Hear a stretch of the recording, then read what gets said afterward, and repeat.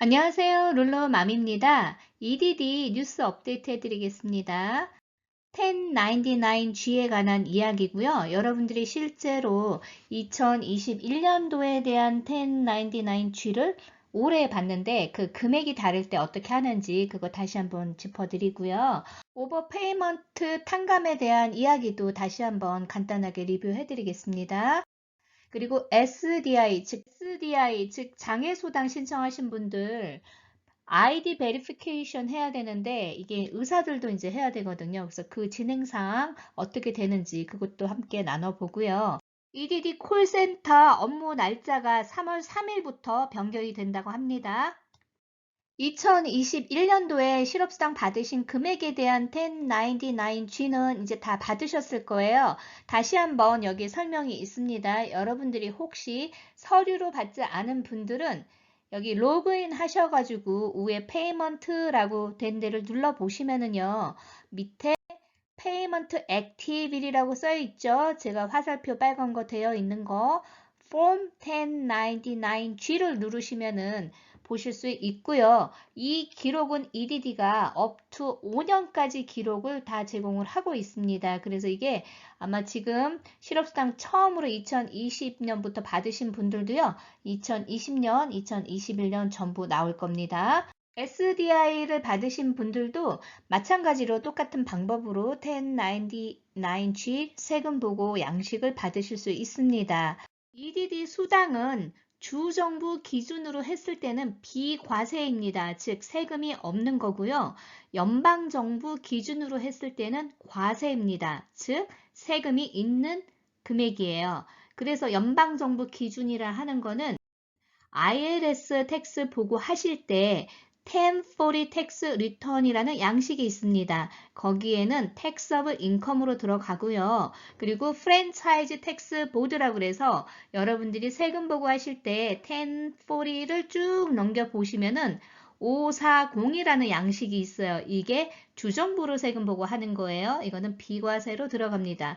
비과세로 들어간다 하더라도 이 금액을 빼느냐? 그건 아니에요. 입력을 하시면은 텍스 양식에 자동으로 비과세로 적용이 됩니다. 2020년도에는 실업수당 받은 총 금액에서 1,200불까지가 비과세였죠. 하지만 2021년도 실업수당 받은 금액에 대해서는 2021년도에 받은 실업수당에 대해서 연방정부에서 아직까지 세금 공제한다는 규정이 발표되지 않았기 때문에 이제부터는 정상적으로 과세 소득으로 여러분들이 보고를 하셔야 됩니다. 작년 세금 보고 하신 것처럼 혹여라도 어떤 의원에서 결정이 나서 일부 금액이라도 크레딧을 주겠다라고 발표가 되면은 이미 세금 보고 하신 분들은 추가로 나중에 그 금액에 대해서 환불이 되기 때문에 여러분들 세금 보고 빨리 하실 분들은 지금이라도 하셔도 괜찮습니다. 1099G는 이미 한번 받으셨고 제가 또 몇 차례 설명을 드렸기 때문에 대부분 이해를 하셨을 거예요. 하지만 지금 한 페이지 가이드라인을 통해서 제가 다시 한번 리뷰해 드릴게요. 양식은 익숙하죠. 이미 한번 제가 리뷰도 해드렸고요. 이 금액에는 주 수당 그리고 연방정부 추가 지원금들 있죠. 페드에드, LWA 그리고 팬데믹 어디셔널 컴pen세이션 기타 여러가지 MEUC도 마찬가지로 다 포함이 되어 있는 금액입니다. 타주는 이 토탈 받은 금액에 대해서 인컴 테이블이 책정이 되어 가지고 세금 공제를 더 많이 한 경우가 많은데요. 캘리포니아는 기존 시스템에서 이게 모디파이가 안 되는 바람에 실제로 우리가 설티파이 할 때 10% 공제하겠다고 마크를 했죠. 원래 거기에는 10%라는 말도 없어요. 근데 기준은 10%가 맞습니다. 그래서 그 금액을 체크를 했을 때 수당을 받을 때 10%씩 공제를 하게 되어 있지만 캘리포니아는 포맷 자체가 아직도 옛날 시스템을 갖추고 있기 때문에 실제로 연방정부 추가 지원금에 대해서는 세금 공제를 계산하지 않은 거예요. 즉 위클리 베네핏 금액에 대해서만 세금 공제를 했기 때문에 실제로는 토탈 금액으로 계산해 보면은 10%가 되지 않습니다. 종종 저에게 이렇게 많이 물어보세요. 실업수당에 대해서는 세금이 몇 퍼센트입니까? 아니면 10%입니까? 이렇게 많이 물어보시는데요. 자, 실업수당은 하나의 수입으로 간주가 됩니다. 그래서 이거를 실업수당이기 때문에 10%라는 말이 절대 아니에요. 연방정부 기준으로 10%라는 거를 정한 거는 종종 저에게 실업수당에 대해서 몇 퍼센트 세금 공제를 하나요? 라고 물어보시거든요. 그 의미는 세금을 얼마를 내는 거냐 이렇게 물어보시는 건데요. 이 실업수당은 포맷만 10%로 되어 있을 뿐 여러분들 모두가 동일하게 실업수당에 대해서 10%다 이렇게 규정된 게 아닙니다. 어떻게 되는 거라 그랬죠? 실업수당을 토탈 그로스 인컴으로 계산을 한 다음에 여러분들 총 소득 인컴 테이블을 기준으로 10%가 될 수도 있고 15%가 될 수도 있고요. 22%가 될 수도 있는 거예요. 그래서 만약에 실업수당만 받았다. 그럴 기준을 했을 때는 한 10% 정도, 그리고 또 공제 항목이 많은 분들은 그거 이하이기 때문에 실제 낸 세금에 대해서 환불도 받으실 수 있고요. 혹은 납부하신 세금이 뭐 200불밖에 안 돼요. 그런데 여러분들이 다른 수입이 있으면서 그게 애드되면서 인컴 테이블이 올라가 버리면은 15%를 내야 되는 경우가 있어요. 그러면 인컴 텍스를 더 추가로 환불이 아닌 납부를 해야 되는 그런 경우도 발생돼요. 그러니까 이거는 누구나 동일하지 않다는 거죠. EDD에 콜센터 전화하는 그 퍼센테이지가 기하급수적으로 줄었다 그래요. 그래서 요즘은 여러분들이 전화를 하시면은 연결이 그나마 잘 될 거예요. 굳이 유료 전화 서비스를 사용하지 않아도 대부분 몇 번만 트라이 하면은 연결이 쉽게 되는 것 같습니다. 그렇다 보니까 팬데믹 기간 동안 주 7일을 근무하던 기간을 3월 3일부터 주중만 일을 한다고 그래요. 즉 토요일, 일요일은 이제 콜센터가 전화를 받지 않습니다. 그래서 월요일부터 금요일까지 오전 8시부터 저녁 7시까지만 전화를 받겠다고 합니다. 원래 콜센터는 팬데믹 이전에는 주중만 오전 8시부터 오후 12시까지만 전화를 받았었어요. 그래서 일단은 시간은 줄이진 않았고요. 날짜를 주중만 이제 전화를 받는 걸로 변경을 할 겁니다. 그리고 점점점 콜센터 전화 콜이 드랍이 되면은 앞으로는 아마 오전 8시부터 오후 12시까지만 운영을 할 수 있을 것 같습니다. 1099G 발급받는 거는 이미 아셨고요. 만약에 여러분들이 실제로 2021년도에 실업수당을 받았음에도 불구하고 1099G의 금액이 0으로 나와 있다고 할 경우에는 EDD 866-401-2849로 전화를 하셔서 정정된 1099G를 요청을 하시면 됩니다. 정정한 1099G는 여러분들이 온라인으로 보실 수는 없어요. 이건 우편물로 올 겁니다. 자, 그렇다면 만약에 여러분들이 1099G를 받았는데 0이 아니고 금액은 나와 있는데 금액이 맞지 않을 경우가 있어요. 대표적인 예로 여러분들이 계산을 잘못하는 사례가 있습니다. 가령 서티파이를 2020년도에 했어요. 근데 실제로 수당이 2021년도에 지급받는 경우가 있죠. 그래서 페이먼트 히스토리를 보는 게 중요합니다. 거기에 나와 있는 금액과 1099G 금액이 맞는지를 보세요. 시스템이 전산으로 되어 있기 때문에 이 금액 착오가 나기는 사실 쉽지 않아요. 그래서 그 금액을 반드시 확인해 보시고요. 혹은 2021년도에 설티파이를 하셨어요. 9월 이전에. 그런데 어떤 다른 문제로 펜딩됐다가 2022년도에 지급되면은 그 금액은 2022년도 1099G에 포함되기 때문에 실제로 여러분들이 설티파이한 금액이 아닌 페이된 금액이기 때문에 예상한 금액보다 적게 나올 수도 있습니다.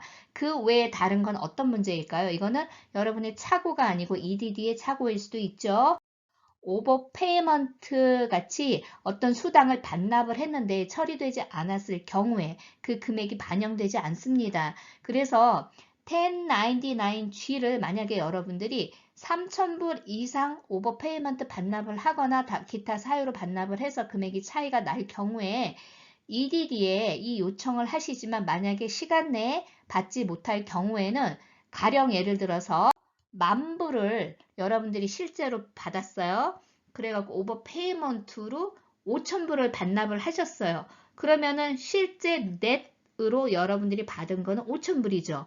그런데 1099G는 만불로 나올 거란 말이에요. 그럴 때는 어떻게 하라고 그랬죠? 담당 회계사님한테 말씀을 하셔가지고 실제로 5,000불만 받았고 5,000불을 오버페이먼트로 반납했다는 그 증빙 자료만 보내주면 됩니다. 그러면 담당 회계사님이 어떻게 세금 보고를 해야 되겠죠? 만불이 아닌 5,000불로 하시면 됩니다. 이거는 IRS에서 그 서류를 데이터를 풀업 하기 때문에 문제가 되지 않습니다. 충분히 소명도 가능하기 때문에 그렇게 하시면 여러분들이 총 그로스 인컴에 포함되는 금액이 적기 때문에 환불되는 금액이 더 많아지는 거예요. 이거를 한꺼번에 했다가 나중에 적용돼 가지고 하려면은 또 불이익을 받을 수가 있죠. 세금 환급 금액이 변경되기 때문에 그렇게 조정하시면 됩니다. 실제로 수당을 받은 적이 한 번도 없는데 1099G가 발급됐다. 이럴 경우에는 사기일 수가 있기 때문에 그럴 경우에는 전화번호 별도로 있죠. 866-401-2849 이 번호로 전화를 하셔가지고 프로드 리포트를 하시면 됩니다. PUA 받으신 분들 고용 증빙하라는 안내들 계속 받으셨어요. 그런데 지금까지 안 받으셨다고 나는 웨이브가 되느냐? 그건 아닙니다. 2월 달부터도 계속 캘리포니아는 받고 계십니다. 그리고 그 결과가 D2238이라는 서류가 오는데요. 이 서류가 두 가지의 지금 예제가 있어요. 제가 기존에는 다 통과가 된 서류를 보여줬지만 제가 별도의 동영상으로 또 다른 서류들이 오기 때문에 이런 내용이 오는 분들은 어떻게 해야 되는지 그것도 다시 한번 알려드릴게요. 그리고 타주도 지금 오버페이먼트 업로드 하라는 내용들이 나오고 있습니다. 뉴욕 같은 경우도 마찬가지고요. 그래서 반드시 여러분들이 이메일로 받지 않는다 하더라도 로그인을 하셔가지고 인박스 혹은 그 맨 화면에 업로드 박스 하라는 그런 내용들이 나오는지를 꼭 확인하셔야 돼요. 이 이메일을 못 받았다고 마냥 그냥 놔두시면 안 돼요. 지금까지 약 30% PUA 받으신 분들이 서류를 업로드한 것 같습니다. 많은 분들이 좋은 결과들을 받고 계시는데요. 간혹 가다가 이제 이게 디스퀄리피케이션 되는 분들도 계세요. 이런 분들은 간단한 문제일 수도 있기 때문에 너무 겁먹지 마시고요. 어떤 내용에서 이런 서류를 받았는지 알려주시면 제가 한번 다시 리뷰를 한번 해봐 드리겠습니다. 오버페이먼트에 대해서 EDD는 주정부가 지급해준 위클리 베네핏에 대해서만 안내가 가는 거예요. 그래서 연방정부 금액이 포함되지 않았다고 해서 그거를 반납을 안 하는 건 아닙니다. 그렇지만 오버페이먼트 웨이브라는 게 또 있죠. 그래서 오버페이먼트 기준에 대해서 제가 이전 동영상에서 좀 자세히 설명을 드렸습니다. 조금 더 디테일하게 나오면 제가 다시 한번 리뷰는 해봐 드릴 거예요. 그래서 만약에 여러분들이 실수로 그냥 영어를 몰라서 기타 다른 이유 때문에 고의적으로 자격이 안 되는데 실업수당을 신청한 케이스 외에는 그 수입 대비해서 그 인컴 테이블 기준 안에만 들어가면은 웬만하면 오버페이먼트 웨이브를 해주려고는 하고 있습니다. 그렇지만 이게 최종적으로 발표되기까지는 한두 달 이상 소요될 걸로 보입니다. 오버페이먼트나 뭐 추가로 서류를 업로드 하라거나 이런 내용은요. 문자나 이메일로 보내지는 않고요. 우편으로 발송이 되기 때문에 여러분들 우편으로 오는 것도 스팸 메일로 생각하지 마시고 잘 체크업을 해보세요. 오버페이먼트에 대해서 안내가 갈 때 연방정부 베네핏은 포함되지 않습니다. 그렇다 보니까 여러분들이 실제로 오버페이먼트 노리스 받는 금액보다 오버페이먼트를 납부해야 될 때는 훨씬 많은 금액을 납부하게 되는 거죠. 그 계산은 차후로 연방정부를 통해서 올지 아니면 EDD를 통해서 올지는 그건 아직까지 명확하게 나와 있지는 않습니다. 그 내용도 업데이트가 되면 다시 한번 알려드릴게요. EDD가 계속해서 실업수당 자격에 대해서 확인을 하고 있습니다. 그래서 만약에 자격이 되면은 더 이상 액션을 취할 필요가 없다 그러고요. 혹여 추가 서류가 필요하면은 애디셔널 서류를 더 보내라 이렇게 오고요. 딱 봤을 때 이거는 100% 자격이 안 된다 생각할 때는 디스퀄리피케이션이 오면서 오버페이먼트 노리스가 오는 겁니다. 그 전까지는 여러분들 계속 심사 중이라는 거. 그리고 혹시 서류가 요즘 업로드하면 일주일 안에 결과가 많이 나고 있거든요. 2달 이상 아무 연락이 없다면요. EDD에 전화를 꼭 해보실 것을 제가 권장해 드립니다. EDD에서 오버페이먼트 안내와 함께 금액이 표시가 된 서류가 온다면요. 그 금액은 위클리 베네핏 받은 그 금액만 표시가 되는 거예요. 예를 들어서 마리아가 위클리 베네핏 금액 총 합계가 5,400불을 받았고 연방정부 추가 지원금을 7,000불을 받았다고 가정을 해볼게요. 만약에 마리아가 오버 페이먼트 노리스에 대해서 받았다 그러면 5,400불에 대해서만 표시가 될 겁니다. 그런데 연방정부 금액이 포함되지 않은 금액이라고 그랬죠. 그래서 만약에 마리아가 오버 페이먼트에 대해서 fully return해야 되는 거가 있어요. 가령 예를 들어서 주당 400불이 산정되었는데 partially 200불씩만 내야 된다. 이럴 경우에는 상관이 없어요. 그런데 400불 위클리 베네핏 금액 총 금액을 그냥 다 납부하라 그럴 경우에는 연방정부 지원받은 추가 지원금 7,000불을 포함한 토탈 12,400불을 반납을 해야 돼요. 그런데 만약에 partially, 즉 총 받은 금액이 위클리 베네핏 금액의 1불이라도 적은 금액이었다 가정을 해요. 가령 주 수당이 400불인데 399불씩 계산이 됐다. 그럼 1불 이상은 내가 가질 수 있죠. 이런 경우에만 위클리 베네핏 금액만 반납하시면 돼요. 연방정부 추가 지원금은 납부하실 필요가 없습니다. 이해하셨나요? 이 내용은 제가 별도의 동영상으로 작년에 이미 계산을 한번 해드렸기 때문에 많은 분들이 이해하셨을 거예요. 만약에 여러분들이 잘 계산법을 이해 못했다 그럴 경우에는요. 저한테 댓글로 남겨주세요. 그리고 댓글 남겨주실 때요. 여러분들이 가령 이런 경우가 있어요. 댓글을 일주일 전에 남겼는데 그 일주일 전에 댓글 밑에 또 오늘 댓글을 단다. 그럼 제가 못 읽어봐요. 하루 이상만 지나면 그게 알러트가 뜨지는 않기 때문에 제가 일부러 막 찾아서 무슨 다른 댓글이 있나 보지 않는 이상은 읽어보지 못하기 때문에 하루 지나면 항상 새로운 창을 열어서 댓글을 적어주시면 좋겠습니다. 오늘 동영상 도움 되셨으면 좋겠습니다.